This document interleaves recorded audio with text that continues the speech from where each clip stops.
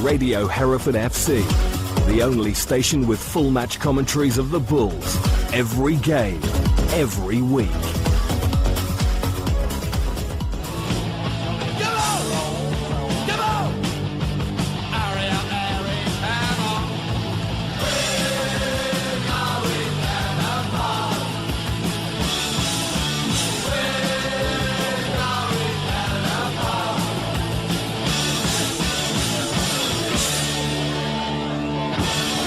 Well, hello again, and welcome to We're Going Down the Pub with me, Frank Williams, and the ever-youthful, evergreen, Mr. Simon Wright. That's very kind of you, ever garrulous Frank Williams. Thank you very much. Well, of course, we're keeping up a habit now of introducing you to our new players by doing a guide. You've got no choice, guys. You listen to this now, right? Yeah, absolutely. So we're going to do 2 in 1. We're going to do this programme is going to be about Elliot Richards and who else has got on the list? Cameron Pring. Yes. Who's both of them. Well, Elliot Richards we haven't seen yet. We've been quite impressed by young Pring's performances in his first 2 games. Anyway, we're going to tell you a little bit about them. Yes, going to fill in a few gaps. I mean, I can see a programme note trend building here. Now, I say that because recently I pulled together the programme notes for Frome Town, not realising the game was going to be called off, and I picked up that an awful lot of the Frome players used to play for Mangotsfield, the Mangoes. So, you know, I put the odd phrase in, like, served his time at Mangotsfield, completed a mandatory spell at the Mangoes, you know, all those sort of minor digs, if you like. And I was thinking, if any programme editor bothers to rewrite the Hereford FC club guide instead of just cut and pasting it, the running line ought to be former Merthyr, ex-Merthyr, served as prison centres in Wales, all those sort of things, you know. We've got Jenks, Keon, Greener and Preener. Greener and Preener. It's a good line. It gets greener and greener, Preener, doesn't it? Oh, you're going to poem out of that. And, you know, we've got Jenks, Keon, Greener and Preener, and now we've added some more. Right, okay. Merthyr people. So let me tell you a little more about Elliot Richards. Elliot Richards we're going to look at first. Yeah, it's a he's not a loan signing, of course. No, he he's is a proper signing. From the problems at Merthyr. He's a proper signing. That comes with a very good reputation, so a little bit about him. Yeah, I mean, this is the tale of connections, also Right, name dropping all the way through. Elliot was born in New Tredegar, just up the road from where Preener was born. Lovely. Very Welsh, very, very Welsh. It's a former mining community, if you're not familiar with it, just 5,000 folk. So, farmyard size, I suppose, roughly, and just a few miles from Merthyr. So, Merthyr was always going to be an easy choice for him. More recently, it's better known, ironically, as being Elliot Richards' birthplace in Wikipedia.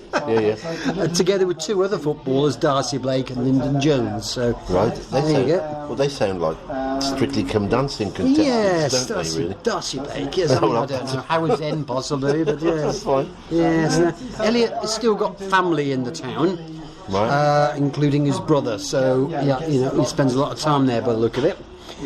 Originally he was spotted by the Bristol Rovers Youth Academy and he made rapid progress. Now one of his teammates was, and I'm sure he pronounces Nicol, do you think? Nicol Plummer. Nicol Plummer. Oh, yes. One of the Plumbers. One of Trish Plummer's 27 brothers. Yeah, I may exaggerate slightly about 27. I think you might be right there. There's a lot of Mrs. brothers. Plummer might come out of a hospital bed to argue with you on that. That's been carried away, but there you go. Yeah. Okay, Elliot made his first team debut in February 2010, so that's quite a few years ago, against Gillingham, when I perhaps ironically replaced one Andy Williams. Really? Yeah. That's good link. Yeah, good on him. Good on him. Poor guy, he'd spent 11 games sat on the bench without coming on, waiting for that appearance, so he must have been so grateful when he got the nod. Now, in the first team for Rovers at the time, one Gavin Williams. Right. And Harry Pell. Harry Pell. Remember him? Yes. Harry Pell was going to go to Stratford, didn't he? Oh dear, yes, when we went to Potter's Bar. Yeah. I hope, Harry, if you're ever listening to our podcast, that you actually went and had a lovely time in the pubs in Stratford. Yes. Because we were in Potter's Bar. We were, but there you go. Now I've got a quote here from the Rovers boss, who was Mark McGee at the time. Elliot is a young player who has proven he has potential.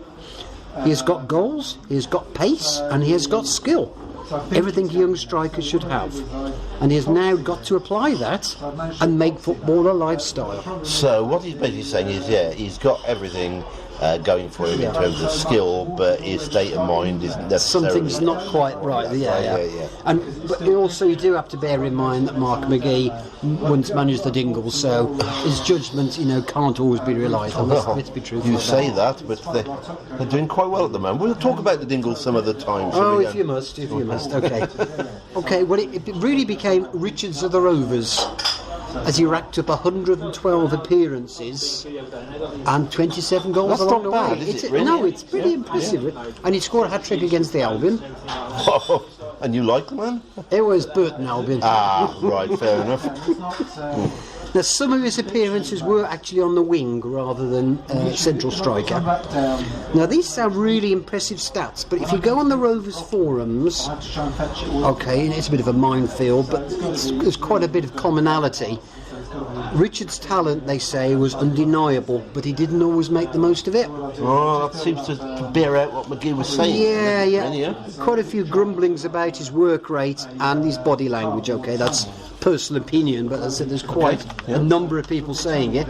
But it is fair to say that once Elliott left Rovers, he really struggled to get his career going anywhere.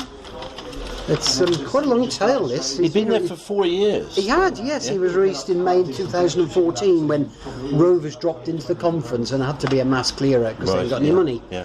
Though, got to be said, he basically had already left anyway. Yep. He'd left 3 months earlier on the swap loan deal with an Exeter player. So he played for Exeter for those 3 months. And again, it was a decent record. Oh, Alan Gow was the Exeter player, yeah. You're familiar with it? Doesn't it sound vaguely The name, familiar? yes, indeed, yes. I remember Jerry Gow, I'm not sure I remember Alan Gow, but anyway. Had a reasonable record at Exeter, 17 games, 5 goals. But in the summer, he moved again. He moved to Tranny, or Tranmere, as some people know them. Possibly because they offered him a 2-year contract, and maybe Exeter didn't. Maybe they offered him 1 year. Now, he predicted, perhaps unwisely, in the summer when he joined, I'll score 15 goals this season. And how many did he score then? 1. Yeah, and that was in August. And 7 months into his 2-year contract, he agreed to leave and joined Cheltenham, which obviously is damn sight near his home anyway. But now it starts to get rather unfortunate for him now. Just a month into his time with Cheltenham, the Welshman, he's a very quietly spoken Welshman apparently, diagnosed with testicular cancer, which is a bit bloody tough when you're 23 and young and fit. Absolutely, yeah. Apparently it was caught early, which is a blessed relief. He had a quick operation to remove a tumour, then got married, as you do, and then had 60 days of chemo. Right. Which, so he wouldn't have played much football in that time? No. Certainly not. And it was probably September, so about 6 months later when he got the all clear. Right. So he missed the pre-season? Yeah, he obviously. missed. Yeah, and even then he was still months away being able to put on his football boots. Yep. And he couldn't think of putting his football boots on until the new year, by which his contract was almost running out. Yeah. Got loaned to Bath for a month, had a few weeks there, and in March another contract got terminated early. So, but maybe he's probably best out of it because Cheltenham was just a mad club at the time. Yeah. Well, one would argue that maybe they still are. Still are, okay, but this is exceptionally bad. 4 managers, 16 loan players, and conference got relegated to the conference. Now, Jack Deeman was in the squad at the team, right? At the time, I should say. So too James Bowen. James Bowen would be there, yeah. Yeah, and even the Beast. Matthew Mance. Yes. The original. The original Beast. That Not one, as good as the current Beast, but personally, I don't think he was good as the current Beast. But mind you, half the country played for the Robins that season. 42 players got at least one game. 42 players at least one. Yeah. Well, when that happens, you're going to get relegated, aren't you? You've got a problem. You certainly have. Okay. Right. Now, just when Elliott thought, I've got no hope here, an offer come along to join Tampa Bay Rowdies. Right, okay. Which doesn't happen every day, does it? Yeah. You know? The manager was a former Bristol Rovers captain and remembered Elliott and said, do you want to come out and play? And they when he got there, the Tampa Bay Rowdies video team interviewed him and said, I've been brought here to score goals. I'm a goal scorer. Right, okay, so so what was his career like there? How long did it last then? Well, Wiki very generously mentions his time there was brief. Okay, but in reality? Brief. It was 1 week. 1 week, Yeah. okay, right. And then, in fairness, he had a personal problem, which is obviously his business. He travelled home and his contract was cancelled. Well, you would think that's the end of it, really, wouldn't you? You'd think, oh, goodness me, why are we having this lad? But, of course, things can change and change quickly. They can. That really was it in terms of playing professionally. Yeah. After all that, he joined Western-super-Mare, again close to Bristol, where he's based. Yeah. He was still a forward, but still unable to find the net, so moved to Merthyr. Now, interestingly, Western, of course, needed to replace Elliot Richards, needed a forward, and they brought James Bird in on loan. Bird, yeah. Right, okay, all the connections are coming up again, yeah. Now, at Merthyr, whose idea it was, I don't know, but he became a central midfielder. Right. Very little evidence of him playing anywhere than up front. But he seemed to do ever so well there and became known for his powerful shooting and his high work rate. Yes. So things had obviously changed in his psyche. He dropped back into midfield, obviously got a shot on him, but his work rate is a notable feature when in the early days it would appear that his early career was dogged a little bit by a perception that maybe his work rate wasn't as it should be. Not as high as it should be when you're up front. That's the big issue, isn't it? Now, Gav Williams, he made a mighty big claim. He said Elliot has become the best midfielder in the division, which that's a big claim when you think of some of the lads we've got in our club already. But, it is really. But there you go. Well, he scored 5 goals last season, and he's got 5 this season so far. But of course, he was among the 14 who decided to leave when the club couldn't pay them. Right. Which is a desperately sad tale. But it okay, seems so like let's look at all the connections you made then. Right, Bristol-based, having tried Bath, Western, Gloucester, and Merthyr. Tried all of those. So what's your obvious next move? Hereford. That'd be right. Yeah. We're his 9th club. That's including Tampa. And he does have a Welsh under-19 and a Welsh under-21 captain. And amazing, he's still only 26. Yeah, he has been around. Well, we have got players who've been around a little bit, but and maybe that's he needs to find a spiritual base to further his career. I think so. And where better would you go? Yeah. Now, as we mentioned, he lives in Bristol. According to Facebook, he's single, which may be fortunate because he's got 2. Amazing, really, if he's single, because he got married after when he had the cancer treatment a few years ago. So obviously things didn't don't work always out. work No. Well, he's got 2 paid jobs, so perhaps he hasn't got time to be anything else other than single. Okay, so what are his? He's a personal trainer at a fitness centre. Right. It's the same chain that Jack Demon is a personal trainer for. Right. And he's got a second job, which is an unusual one. He's a diamond driller. A diamond driller? With a specialist construction contractor. Oh, so try saying that without a few. Oh, right, okay. Yeah. Well, that's interesting. We look forward to seeing him play, but it won't be for a few matches yet because he's obviously waiting for international clearance. But we presume, having played for Merthyr cup tied. at the time, he's going to be cup tied in both the cup competitions. So we don't expect an appearance from him, unless by any chance he didn't play for Merthyr in the FA Cup. I can't see that. He must have done. I would have thought so. Anyway. So it could be December the 9th before we see him. Goodness me, could it be? Yes.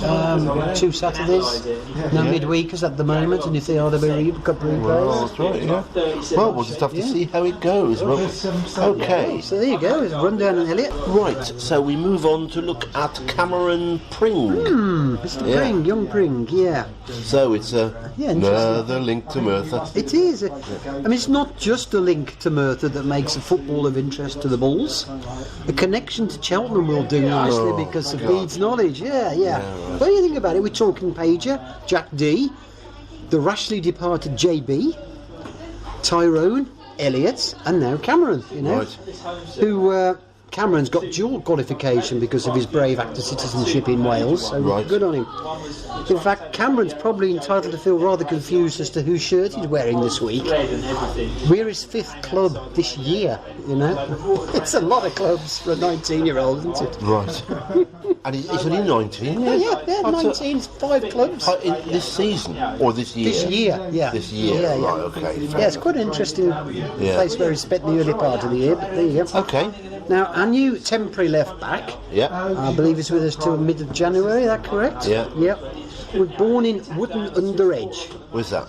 Well, once again, you can be grateful that your football club has an answer for a question you didn't know you had. Wootton is near Stroud, so it's very much beat country, you know. Right. That's where, you know. And he still lives there now, in between his tour of football clubs. Yeah. Now, he was late into the pro game. He didn't join the Cheltenham Academy until he was 14. 40, that is late. It is, I mean- They normally start when they're about.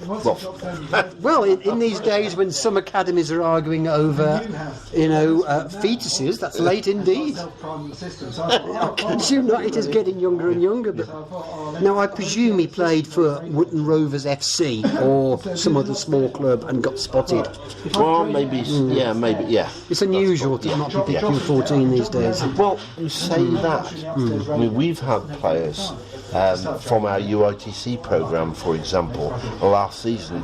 There was a lad that went to Shrewsbury last season. Well, he was 17 when he went to Shrewsbury, and whatever. And that's when they'll say that's when he was picked up by an academy. But in fact, he went to our UITC programme from a much earlier age. So, yeah. I mean, when they say it's late to be joining an academy, there are programmes like UITC which are not academies, but maybe have an academy way of progressing.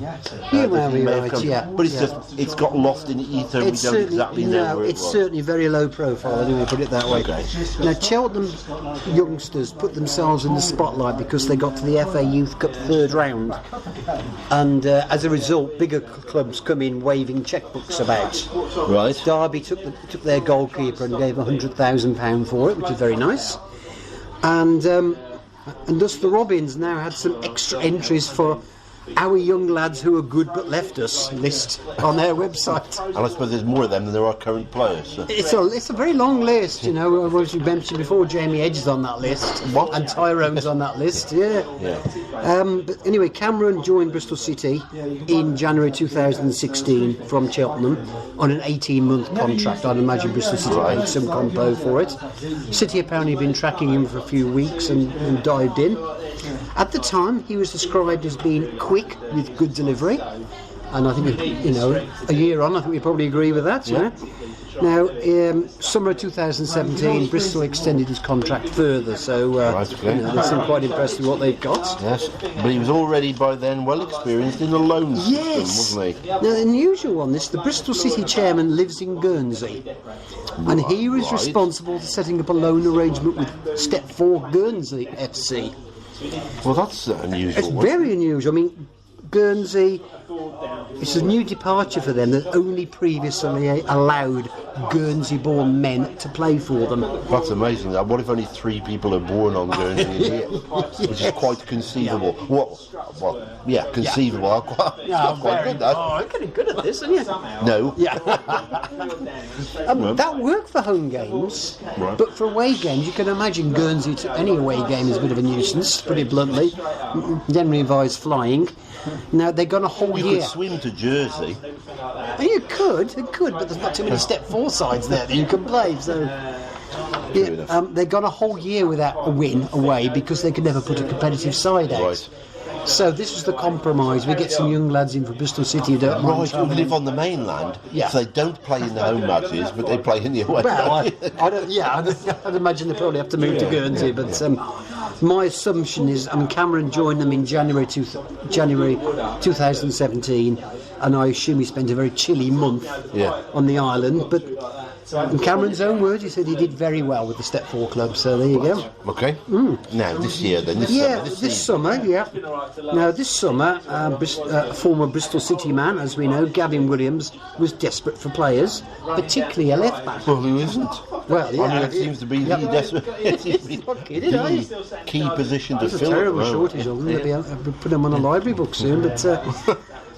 He signed for Merthyr for initial 1 month loan, and then Merthyr said, "Can we have him longer? He's doing great." And I said, "Yeah, okay, 2 months." Yeah. Got to the end of 2 months. I said, "Can we have him longer?"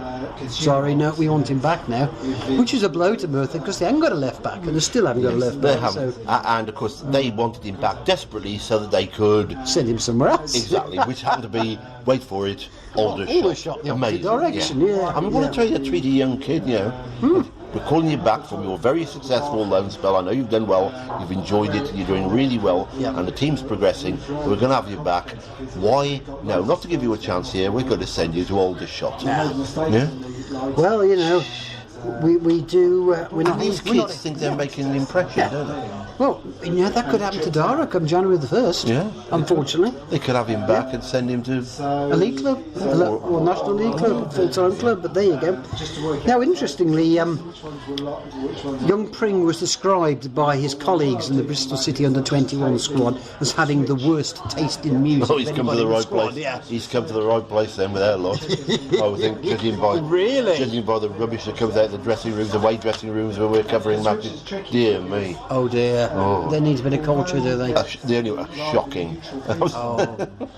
Well, maybe the one or two that they, you think- but yeah, but they keep it under their headphones, don't they? Oh, fair enough. Yeah. Okay. Yeah. Now, having been sent to Aldershot, he went there with some hope, but basically it was a waste of time. He was no more than a make-weight bench warmer. His token football was 18 minutes against Sutton United, and the poor kid dashed around desperate in those 18 minutes to get noticed, and when he did, he got booked, unfortunately, which wasn't probably what I had in mind. Now, you know, there's a lot of sympathy for the player on the Aldershot supporter forum. Aldershot didn't have a proper left back at the time, but yeah. So they got left back in alone. They didn't play him. Yeah, so they continued to play somebody out of position right through the month of those 18 minutes. So, as we know, this type of taking advantage arrangement is fairly commonplace. I mean, I know there's a certain Hereford goalkeeper called Davis is not very popular, but you do feel sorry for him being sent to west of Scotland for a year to play 2 games and sit on the bench the rest of the time, but there you go. If it was the south of France, you could take it, couldn't you, yeah. really? I'd go with that. But west of Scotland, yeah, you know. Now, when... So you're just sitting on a bench, Yeah, it's looking not- out over the Atlantic Ocean, basically, Yeah, I'm getting very watching cold. the waves crash Yeah. on the rocky headlands, It's a bit thinking, you know what, I'd like to be a footballer. Yeah. Not Fat chance, mate. Not yeah. getting a draft up my kilt, but there you go. Right. Now, interesting quote from Cameron when he joined Aldershot. They interviewed him, you know. Yeah. I'm more of an attacking left back. I'm quite pacey and I like to get forward. You can tell in training that Gary Waddock wants his fullbacks to bomb on. That's my game, and I hope I fit perfectly into the team. Well, there's one name you've said that's wrong in that. Yeah, Gary Waddock. Take Yeah. that name out, scratch It's that out. Peter Beadle. Yeah, and it works perfectly, doesn't it? So, Well, so there you go. absolutely. So, welcome to Edgar Street, young Cameron. Yeah. Like Aldershot, we haven't got a specialist left back either, but Yeah, we're at going to least make we're- use of you. At least we're playing you in a left back position at the moment. Yeah. Which is excellent. Well, thank you for that. Thank you for putting that information together. I'm sure our supporters will be interested Yeah, in both what of them will be, yeah. we found out about our new arrivals to Edgar Street, and we hope they have a very happy and successful time with us Exactly. over the next few months, and hopefully, in some cases, maybe years to Yep, come. You exactly. never know. Yep. Thank you very much for listening. We'll catch up with you again very, very soon. Yay, have a good one. Come on! Come on! Hurry up, Harry, come on!